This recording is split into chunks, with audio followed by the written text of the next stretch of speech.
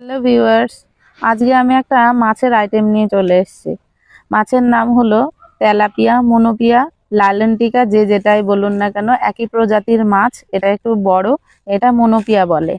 তো এই মাছটা আমি আজকে সরিষা পোস্ত জিরে বাটা দিয়ে একটু কোরমা মতো করব, ঝাল ঝাল কোরমা মতো করব। এই মাছটা খুব বড় বড় মাছ। এর গাটা ভালো করে চিড়ে দিয়ে মানে একটু বেশি করে তেল দিয়ে ভালো করে মুচমুচে করে ভেজে রান্নাটা করতে হয়। এখন এই মাছের গায়ে আমি হলুদ আর লবণ লাগিয়ে নেব। হলুদ দিয়ে দিলাম, এবার লবণ দেব। লবণটা একটু বেশি দিতে হবে। মাছ ভাজার সময় লবণটা একটু বেশি দিলে রান্নার সময়ও খুব সুন্দর স্বাদ হবে আর কি রান্নাটাতে। এই যে মাছটা অনেক বড় বলে আমি মাছের গাটা চাকু দিয়ে চিড়ে চিড়ে দিয়েছি।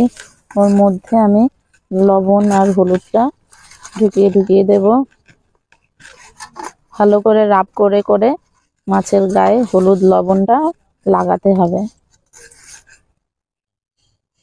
কড়াই একটু বেশি পরিমাণে তেল দিতে হবে যাতে মাছটা সম্পূর্ণটাই তেল পায় ভাজার সময়।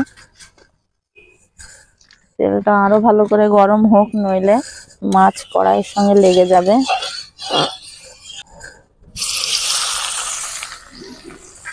এটা মিডিয়াম আঁচে ধীরে ধীরে ভাজা হবে। মাছটা এপিট ওপিট করে ভালো করে মুচমুচে করে ভেজে নেব আমি।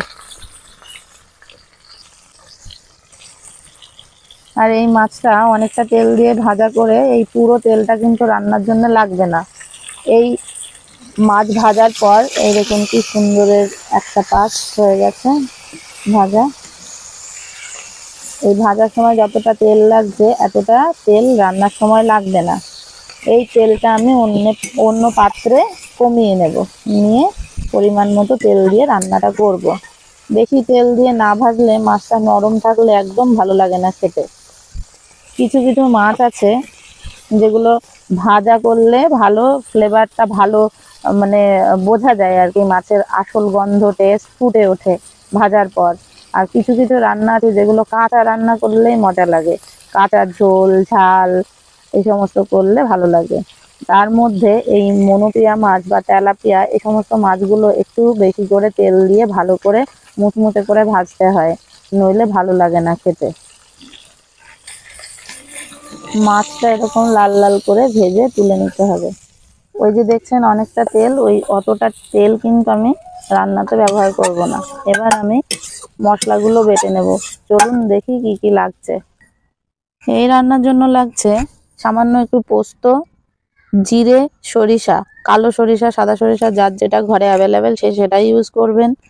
আর আদা লাগবে, রসুন লাগবে। আদা একটা মাছ নিলে 1/2 ইঞ্চি আদা, 2টো ক্লোভ রসুন, আর কাঁচা লঙ্কা পরিমাণ মতো, আর পেঁয়াজ লাগবে কুচি। আমি বেটে দেব প্রত্যেকটা উপকরণ, আমি বাটবো। বেটে ভালো করে হাতে মশলাটা মেখে নিয়ে তার ঝোলের মধ্যে আমি ওই ভাজা মাছটা দিয়ে দেব। এখন আমি বাটনাগুলো বেটে নিই, মশলার বাটনা করে নিই।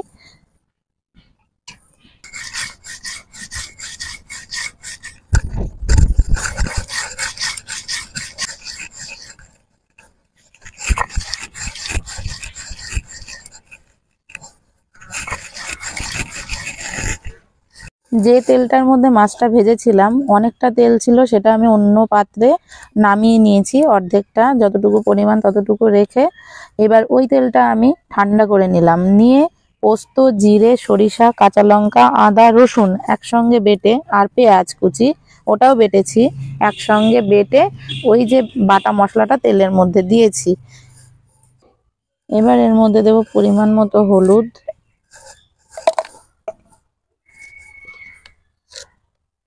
পরিমাণ মতো লবণ। এবার বলি, মাছ ভাজার সময় অনেকটা লবণ ইউজ করেছি, সেই লবণটা কিন্তু তেলের মধ্যে চলে এসছে। ওই জন্য আমি লবণটা একটু ভেবে চিন্তেই দিলাম, একটু কম করে দিলাম। টেস্ট করে পরে দেখবো, যদি লাগে আবার দেব। লঙ্কা গুঁড়ো দিলাম একটু সামান্য।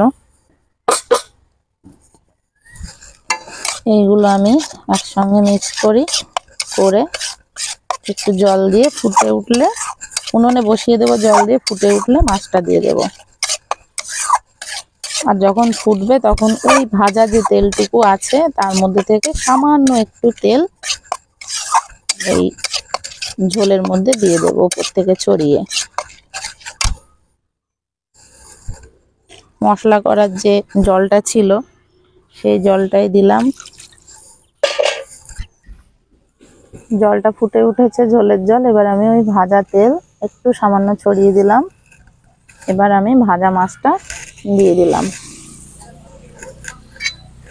ভালো করে এপিট ওপিট করে ঝোলের মধ্যে নাড়াচাড়া করতে হবে মাঝে মধ্যে, কারণ ওপরের দিকে ঝোল না লাগলে মাছটা শক্ত থেকে যাবে, ভাজা মুচমুচে ওইভাবেই থেকে যাবে, উল্টে পাল্টে দিতে হবে। এবার এই ঝোলটা পুরো শুকিয়ে যাবে, একদম মাখো মাখো হয়ে আসবে, তখন আমি একটু ম্যাগি মশলা ছড়িয়ে দিয়ে নামিয়ে নেব। এবার আমি দুটো কাঁচা লঙ্কা দিয়ে দিলাম ফ্লেভারের জন্য। এবার দেব ম্যাগি মশলা।